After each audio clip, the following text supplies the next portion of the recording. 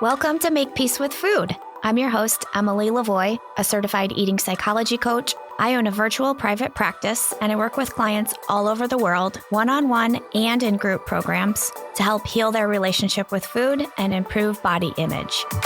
Here at Make Peace with Food, we believe food is not your enemy, that eating should be fun and bring you joy and pleasure, not stress and guilt.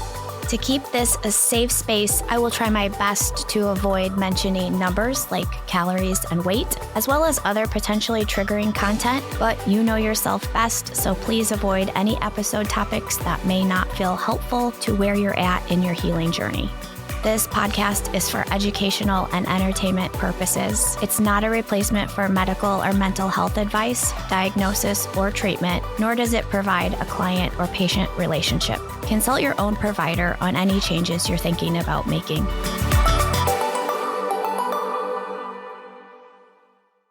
Today's episode is brought to you by my one-on-one coaching. If you're curious about becoming a client and want to learn more about what it looks and feels like to receive support in healing your relationship with food and improving your body image, go to my website, emily-lavoie.com, to schedule a free 30-minute Zoom consultation. Welcome to episode 16. A quick update before we dive into the episode, which I'm super excited to talk about this episode topic. But a quick update first is, we're post-Halloween, but I guess my question for you is if you have a movie that you watch every October or Halloween time, and I'm not the biggest fan of scary movies. So one of the movies I watch always during the month of October is Hocus Pocus, which is just like a kid movie. And one of my favorite scenes from that movie is, if you remember, and I think it happens towards the end, the three Salem witches go to this Halloween party that the parents are at, and the witches cast a spell on the parents or on the people attending this Halloween party, and they have to just dance, and they're just going to dance, I think, for the rest of their life. And okay, so I also love dancing, especially if it's live music and there's a band. And I just love that scene because the people are dancing, and I love dancing, and just being present in your body and just being comfortable enough in your body that, because sometimes when you dance, it can look really cool, but sometimes when you dance, you can look like a fool and you have to just be able to laugh at yourself. But to just be comfortable enough in your body to enjoy moving it and moving it in a way that feels good. And one of the things I'm thinking about doing, but I don't really even know if it exists in my incredibly small community, is I would love to take an adult dance class. And I was a gymnast, but never a dancer. So it would need to be for beginners. And I'm not talking about ballet or tap dance. I guess it would maybe be called hip hop or something. I just think it would be fun. I think it would feel really good to my body. I also think it would be a little bit frustrating to me because I don't always like to do things that I'm not good at. So I don't love golfing because I'm not as good as I would like to be. But also everybody starts somewhere, and you don't have to be good or quote unquote the best at something to enjoy doing it. Can you still get joy and pleasure from engaging in something without the comparison or the perfectionism creeping in, where it's not even going to allow you to do it or to enjoy the activity because you're comparing and feeling like a failure and hey, I just quit. No, don't be like that. Still enjoy it as a beginner. Today's episode topic is, I'm just probably going to call this episode being fit, quote unquote fit. Being fit is not a look. And so my podcast producer, Jake, at Pathfinders, I don't want to say that. I want to say my amazing podcast producer at Pathfinder. I was telling him today when I got to the studio what episodes I wanted to cover and what topics I wanted to talk about. And I said, yeah, I think I want to do this episode on being quote unquote fit is not a look. And he's like, yes, it is. And I'm like, no, it's not. And he's like, yes, it is. And I'm like, no, it's not.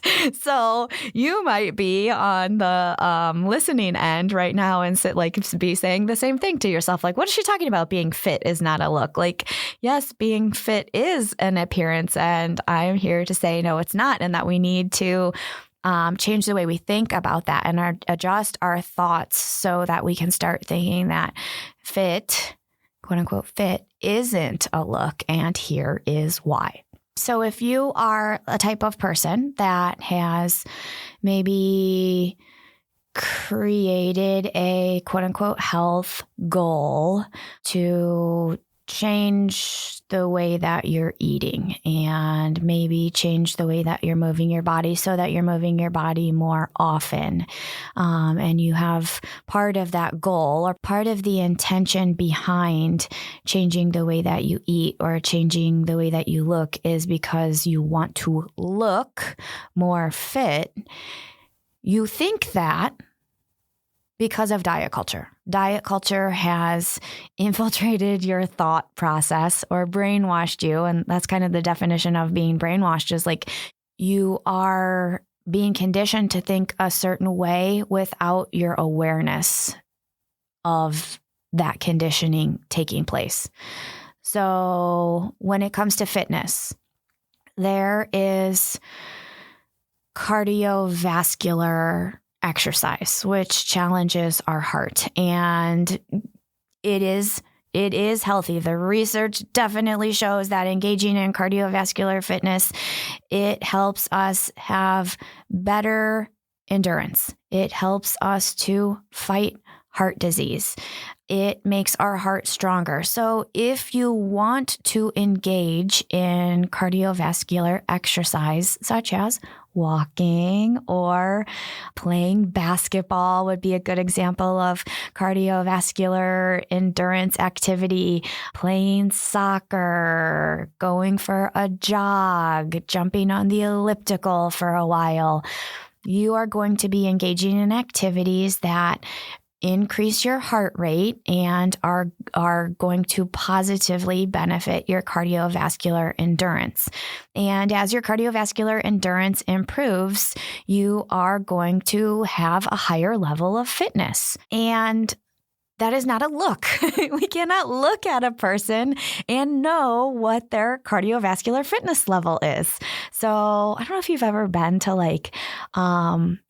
a triathlon or even like a marathon. I'm always think it's like surprising to go to like one of those events. And I think people have this perception if they've never been to one of these events that like, oh, if I'm at a marathon, everybody running the marathon is going to have this look. They're going to look like the people that we see in the Olympics running marathons. And that is simply not the case. And if you disagree with me, I would challenge you to actually just go watch a marathon or a half marathon or a triathlon take place. You are going to see people competing in this activity of every single body, shape, and size under the sun. You're going to see people on one side of the body size, weight, appearance spectrum, people that are in small bodies. And then you're going to see the complete opposite of that. You're going to see people competing in this, running marathons. They have trained. Sometimes they're incredibly fast too, and they are in a larger body and in the body size that's on the farther end of the spectrum. So it's just nice to challenge these thoughts and perceptions that have been placed in our head because of diet culture. So yeah, having good cardiovascular endurance, that comes in all shapes and sizes. And you might be thinking, well, if a person engages in cardiovascular exercises for long enough, then eventually their body is going to change. False. We all have different genetic blueprints. And there are people who are endurance athletes, and they have been endurance athletes for years and decades, and they still live in larger bodies. Notice yourself if when you hear me say larger body, you automatically have this thought of quote unquote bad, or if when you hear me say smaller body, that the thought, like the underlying thought when you think about smaller bodies is like that is quote unquote good or quote unquote better. When I talk about body size, whether large or small, I'm always talking about it from a neutral standpoint. I no longer think one size is better or more superior or more worthy of all of the good things in life. And I no longer think that, according to a person's body size, I'm not making assumptions about what their lifestyle must be like, or the way that they eat, or how active they are. So notice if those thoughts are coming up inside of your head, and that's something that we can continue to challenge. When it comes to strength training and muscle mass, we engage in strength training activities to become stronger. And the research, I will link in the show notes, clearly shows that people who engage in strength training activities, so are picking things up and putting things down that are heavy and pushing and pulling things that are heavy, they are able to maintain more muscle mass. Sometimes they're able to gain muscle mass, and some of this has to do with genetics. Some of this has to do with the age in which we start engaging in strength training activity. There's a lot behind it, but people who do strength training, the research shows that they are far more independent and able to take care of themselves way longer into life, and they have a higher quality of life in their senior citizen and geriatric years. So when we are engaging in strength training, if we're doing it with the mindset of future goals, like I want to be able to carry my laundry up and down my basement stairs as long as possible, I want to avoid having to live in a nursing home or have to, have my kids take care of me for as long as possible. And I want to be independent when I am 100. I want to be able to continue carrying my grocery bags. That's a really positive goal for engaging in strength training. But because of diet culture, a lot of people want to engage in strength training because they believe it will change their appearance. It will make them look, quote unquote, more fit. And we do not know, based on a person's appearance, how they're going to age. We don't know their fitness level. We don't necessarily know how much strength that they have, because a lot of people who do live in larger bodies, again, I say that completely neutral, have a high level of strength, and they're able to move things that are heavy and can pick things up and put things down and push and pull heavy things. And they have, good strength. And also there's, so a lot of people say this, like when some people might know this, some people might not know this. I have 11 or 12 years plus working in the fitness industry. I was a personal trainer, group fitness instructor, yoga instructor, boot camp teacher, did all of the things. And a lot of times when I'd first start working with a client, they might say something along the lines of I want to look more fit. Being fit is not a look. Being fit is kind of like a status. And a person can improve their fitness, improve their cardiovascular endurance, improve their muscularity, improve their strength. And oftentimes, as those things improve, we still end up looking very much the same way that we've always looked. And so, gosh, what am I trying to say? That I would kind of have to take people's goals and educate them on where their goals might be inaccurate, or their goals might be falling under diet culture. So oftentimes personal training clients or fitness clients would come to me and they would also say, I want to be more toned. And this, I think that those are almost those two terms, looking quote unquote fit and becoming more quote unquote toned. I think a lot of times those are used synonymously, and toned is not actually like a scientific term. I know what people mean when they say that though. So I know that when a person would say, I want to look more toned, what they actually mean is they want to decrease the amount of body fat that they have or adipose tissue. Notice if you thought, quote unquote, bad, body fat is bad, because when I talk about body fat and adipose tissue, it's neutral. I don't think it's good or bad. It is just morally neutral. We all have it. Without it, we would be dead. Different people's bodies have different amounts. Different people's bodies feel safer or healthier with different amounts of body fat stored. And then, there's also muscle mass. And notice if when you hear me say muscle mass, if you think muscle mass is quote unquote good or better in comparison to body fat, like muscle mass is neutral. It is a type of body cell that we have. It is not morally superior. We all have it. There are some benefits, like the research does show that we might be able to be more independent or have a longer life or a higher quality of life, again, into our senior citizen and geriatric years if we have more muscle mass. But it doesn't mean like we should worship muscle mass. And I know that there is a lot of like worship meant by diet culture. When a person would come to me and say they want to be more quote unquote toned, I know that what they meant is they wanted their body fat, the amount of adipose tissue that their body has stored, to decrease.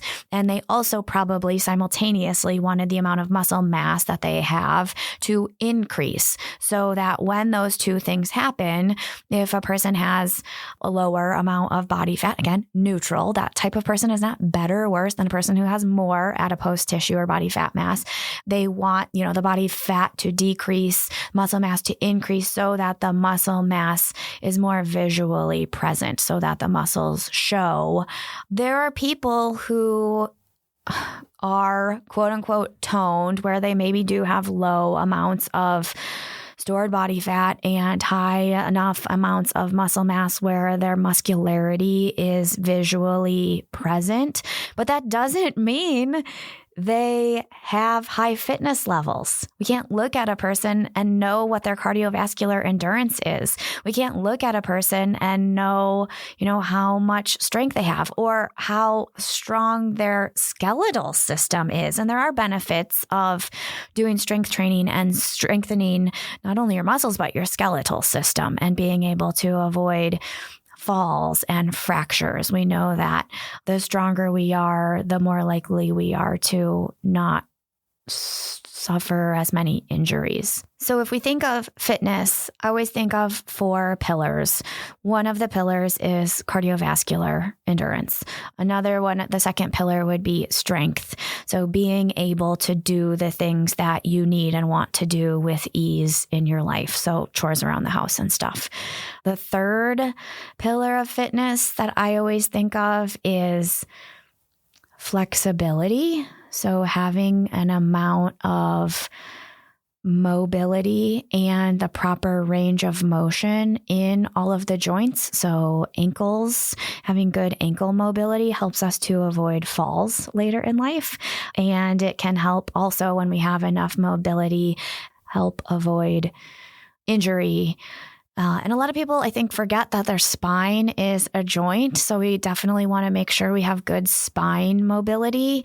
And that helps with avoiding pain and injury to every single joint in our body, including our spine.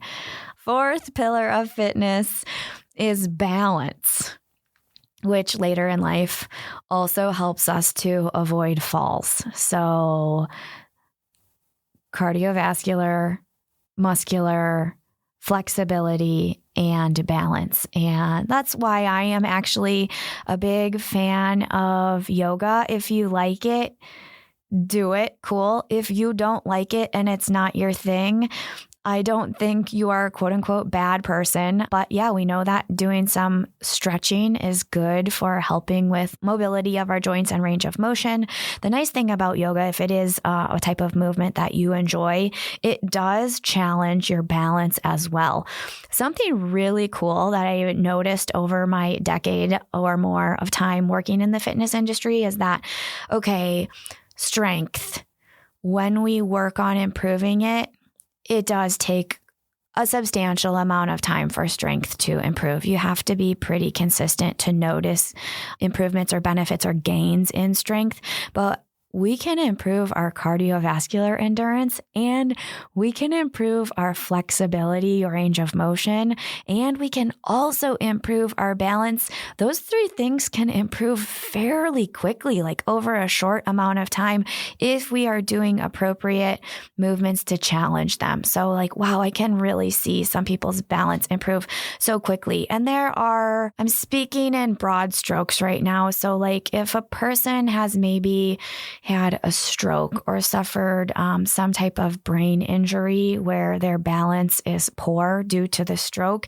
they could be challenging their balance and they might not see the same types of improvements as a person who has never suffered like any type of brain injury or stroke. But practicing it in a safe way, we would never want somebody to practice balance in a way that they're like, falling and causing an injury. That's the opposite of the intended outcome with fitness. But again, I'm going on these tangents and totally digressing into other topics, but I hope that you are understanding that fit bodies, truly fit bodies, so bodies that have, good endurance levels, or they can, they're fighting heart disease, and these bodies, they have high levels of endurance. They can come in all shapes and sizes, and we cannot look at a person and know what their endurance level is.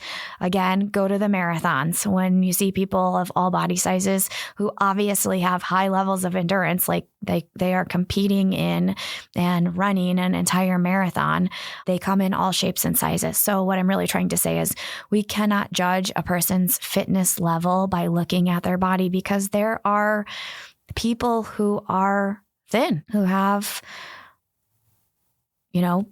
muscle mass that shows. Again, I'm saying that super neutrally. I don't think those people are better or healthier.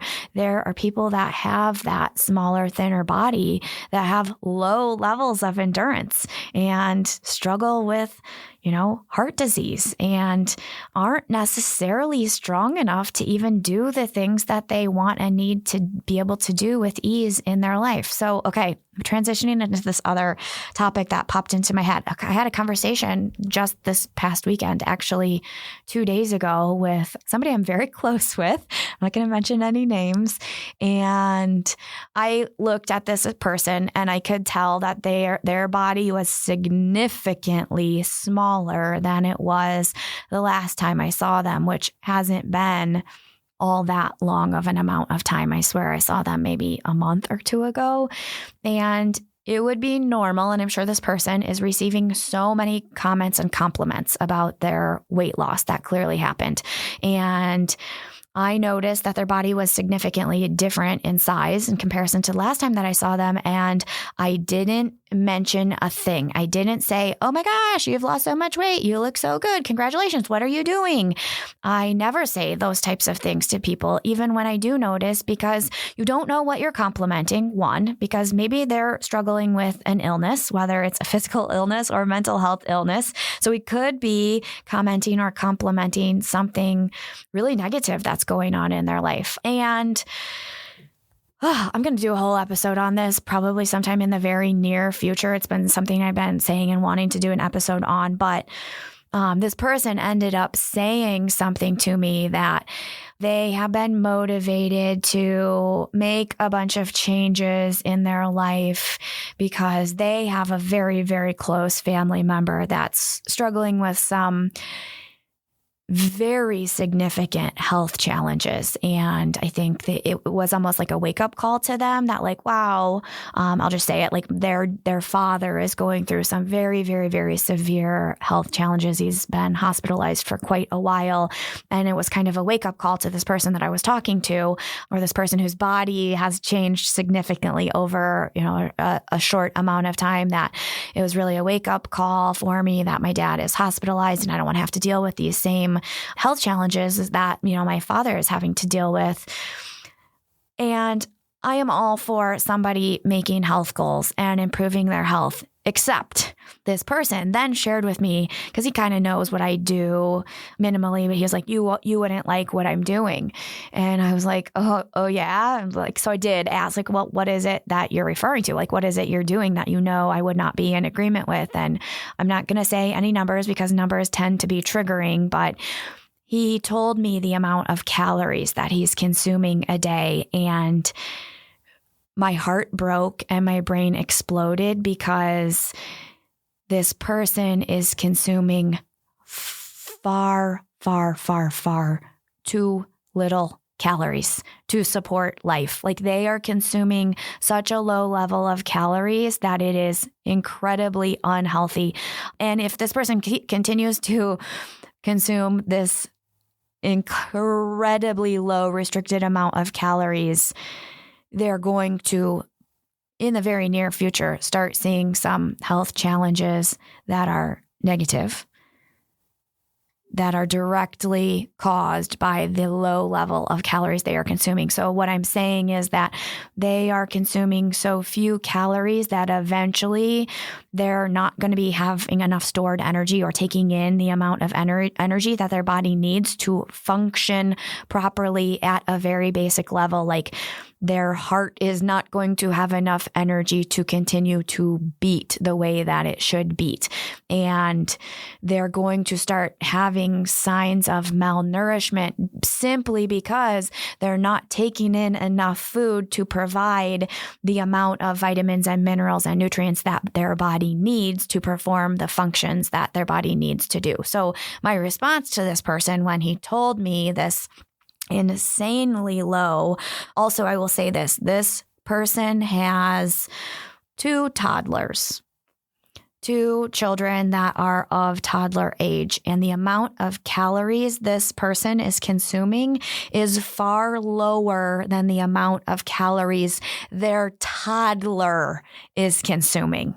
So if that's not like speaking volumes to you about like you are an adult man, your caloric needs are far higher than the caloric needs of a toddler. Anyway, again, I'm digressing. Sorry.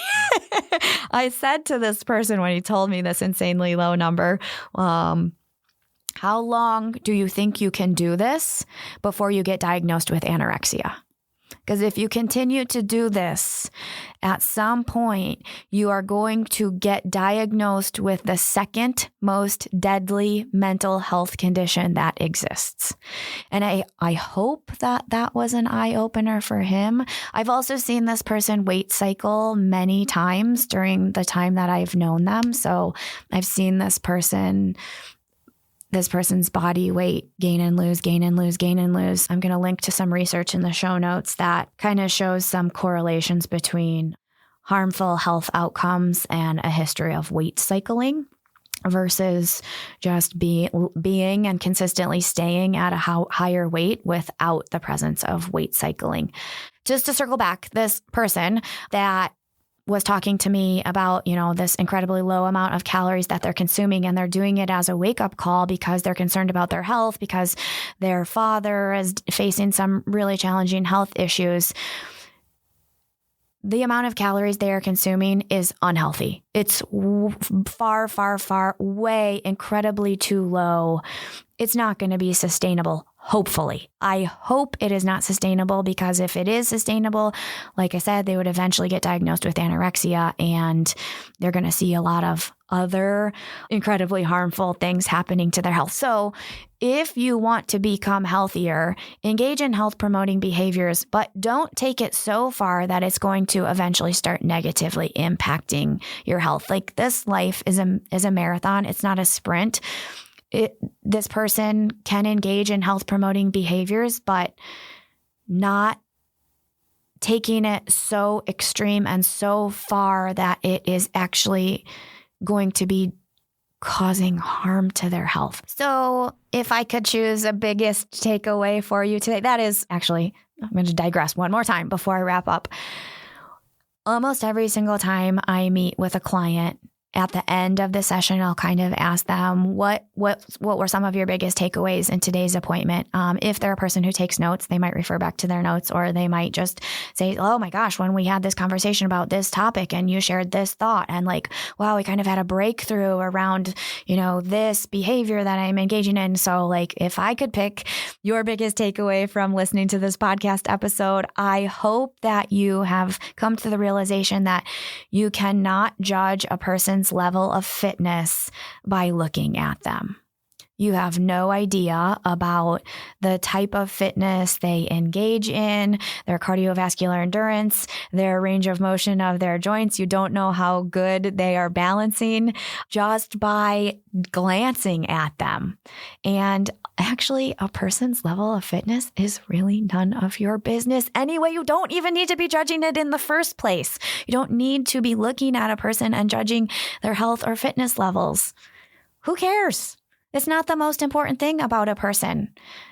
It's just, I don't know, appearance is, there's so much emphasis put on appearance in our culture. And that is something I wish was different. That is something I am working to shift. Like, let's put value on things that are like actually important, and a person's appearance is not the most important thing. It's like, just to me, a little bit shallow. Anyway, I hope you have a wonderful day. Thanks for tuning in. I will be back in 2 Tuesdays. That's the show. Thanks so much for listening. If you enjoyed it, I'd be so grateful if you take a minute to follow or subscribe to the podcast and leave a rating and review on Apple, Spotify, or whatever podcast platform you're listening on.